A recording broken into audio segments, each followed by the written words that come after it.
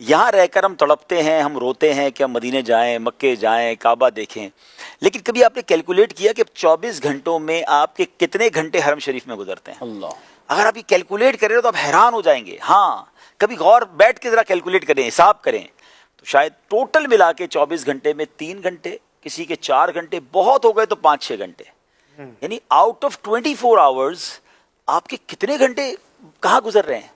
اب اس میں ہوٹل میں گزر رہے ہیں, ہوٹل کی لابی میں گزر رہے ہیں, ریسٹورنٹ میں گزر رہے ہیں, شاپنگ میں گزر رہے ہیں. اچھا پھر واپس پھر آ کے رونا ہے, پھر یاد آنی ہے. تو بھائی جتنا وقت گزارنا تھا وہ آقا علیہ الصلوۃ والسلام کے قدموں میں گزارتے. مجھے اچھی طرح یاد ہے, ہم ایک بار ایک قافلہ لے کر مدینہ شریف گئے تھے.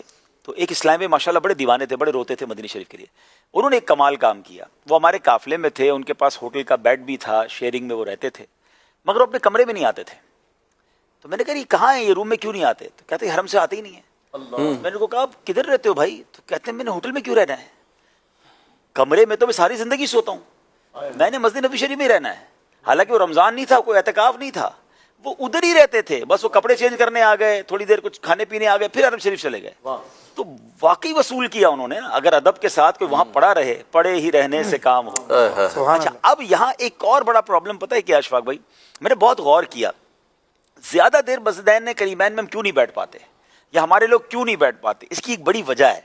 اس کی وجہ یہ ہے کہ انفارچونیٹلی ہمیں انفرادی عبادت کی عادت ختم ہو گئی ہے. اللہ, ہمیں اجتماعی عبادت کی عادت ہے. آپ ہمیں اجتماع میں بٹھا دیں 2 گھنٹے, نعت خوانی میں بٹھا لیں, کہیں دوستوں میں بیٹھ کے بٹھا دیں, ہیں ہم کسی جگہ بیٹھ کر سب کے ساتھ تو کچھ عبادت کر بھی لیتے ہیں. صحیح ہیں ہم صلاۃ و تسبیح پڑھ لیں گے, ہم تراویح کی نماز بھی پڑھ رہے ہیں. ہم اکیلے بیٹھ کر 1 گھنٹہ کبھی اپنے پاکستان میں عبادت کی ہے؟ 1 گھنٹہ بیٹھ کر تلاوت کی ہو, تسبیح پڑھی ہو, کوئی فکر آخرت کی ہو. اور حرمین طیبین میں انڈیویجول عبادت کرنی ہوتی ہے. اب ظہر پڑھ لی آپ نے, عصر تک بیٹھنا ہے, عصر پڑھ لی مغرب تک بیٹھنا ہے, مغرب پڑھ لی عشاء سے فجر تک کا ٹائم ہے. آدھے پونے گھنٹے کے بعد جو ہے نا موبائل نکلتا ہے, جاتے بڑی توجہ کے ساتھ ہے کہ میں نے جناب اتنے قرآن پڑھ لینے ہیں, تو اتنی تسبیح پڑھ لینی ہے, تو میں نے تو اٹھنا ہی نہیں ہے.